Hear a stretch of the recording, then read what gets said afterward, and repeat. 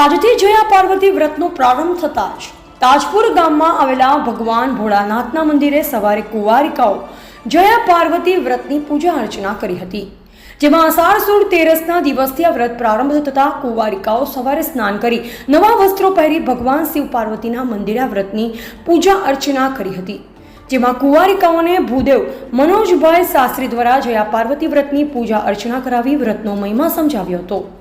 જેમાં કુંવારિકાઓ દ્વારા પોતાને સારા ભરથાણની પ્રાપ્તિ થાય તે માટે આ જયા પાર્વતી વ્રત કરવામાં આવે છે। આજે મોટી સંખ્યામાં કુંવારિકાઓ જયા પાર્વતી વ્રતની પૂજા અર્ચના કરી ભગવાન ભોળાનાથના દર્શન કર્યા હતા અને કુંવારિકાઓ દ્વારા વ્રતની 5 દિવસ પૂજા અર્ચના કરી જાગરણ કરી આ વ્રતની પૂર્ણાહુતિ કરવામાં આવે છે। અહેવાલ અલ્પેશ નાયક, પ્રાંતિજ।